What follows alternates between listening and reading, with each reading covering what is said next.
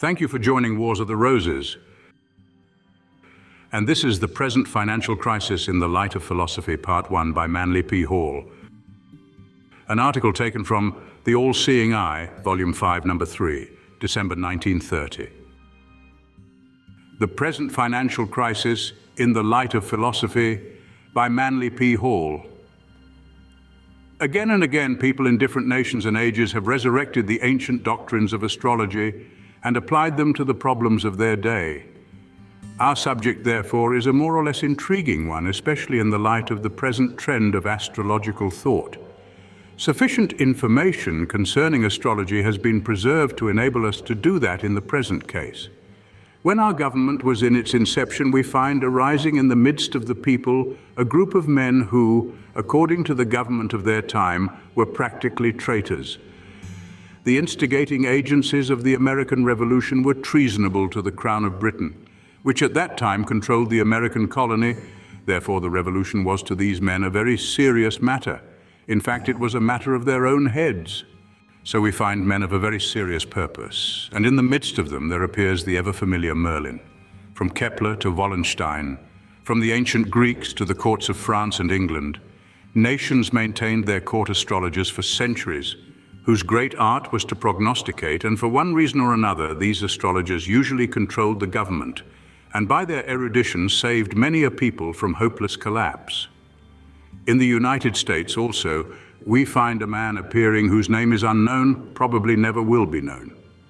Robert Allen Campbell, in his little book called The Flag, gathered very largely from congressional records and early documents of this government, tells us of the presence of a mysterious man who was a sort of a cross between an astrologer and a naturopath. He was a herbalist, a vegetarian, a philosopher, an astrologer, an intimate friend of Benjamin Franklin, well termed the first American gentleman, and through Benjamin Franklin, the familiar genius of George Washington, the Merlin of 1776 was probably the real formator of our country as the man behind Washington and Franklin. So, as in the founding of nearly every nation, we too have the presence of some mysterious person. Someone, however, difficult to learn of was the unsuspected power behind this enterprise. Consequently, on a certain date, those so-called traitors who, if their cause lost, would die with it, were gathered for the signing of the Declaration of Independence. While our knowledge of the nature of the planets is limited, we do know that they are immense centers of radiant energy, and that the human body and mind manifest the indications of their influence. From an astrological standpoint, the United States of America began functioning as an independent nation on the 4th of July, 1776, when the Continental Congress adopted the Declaration of Independence. Therefore, we can erect a horoscope for the United States of America on the same principle that we can erect the horoscope of a newborn child. Without entering into a discussion of the technicalities of the United States horoscope, we call attention to the financial condition of the government, which is revealed as being innately speculative. We enjoy the theory of speculation. One of the great difficulties that this horoscope demonstrates for the government and the whole country is that nearly all the money that is made is on the juggling of things and not on their manufacture. The producer gets very little for his product. The consumer gets very little for his money. Between them is a hypothetical regime, namely the middleman, the financial genius of this country. The latter part of 1929 was cataclysmic in financial circles, and probably more definitely than at any time in the preceding decade, the problem of America's money was brought home to a large part of the people. The stock market crash of 1929, with the hangover of stock depression in 1930, was an extremely significant circumstance, bringing to our attention those inevitable crises that must arise wherever we have an unreasonable or unnatural situation. We cannot live abnormally over a period of years without the body finally breaking under the strain, nor can we think abnormally or manipulate in an unnatural way any part of our life or environment without a similar catastrophe. And from the philosophic analysis of such a problem as the stock crash, we see even more definitely and plainly than in the physicist's laboratory the inevitable workings of natural law. There are principles in life which cannot be violated.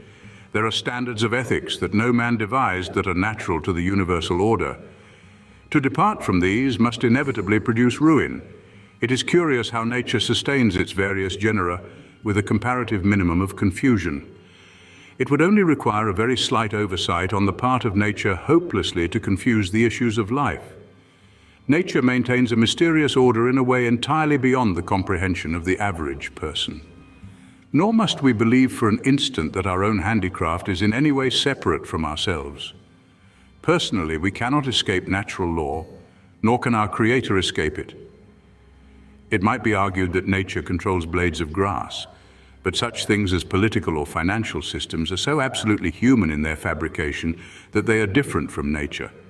This is not true. The same law that controls the blade of grass controls even the most cunningly devised product of human ingenuity, and let the creations of man depart from the ways of nature, and they fail as certainly as man himself fails. If we assume that we can exist apart from nature, the fallacy of our assumption would be rendered evident by the ancient philosophic axiom that nothing can exist in or subsist upon a vacuum.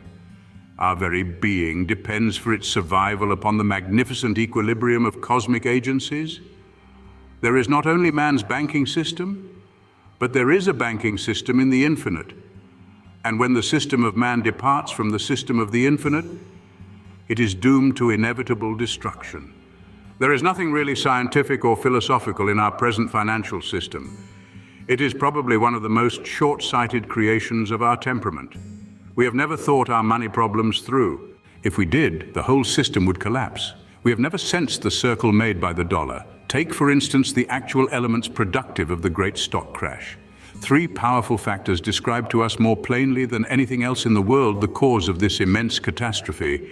For it was a catastrophe, and like most circumstances, it afflicted principally the poor man, though we will not say for a moment that the man with millions did not lose also.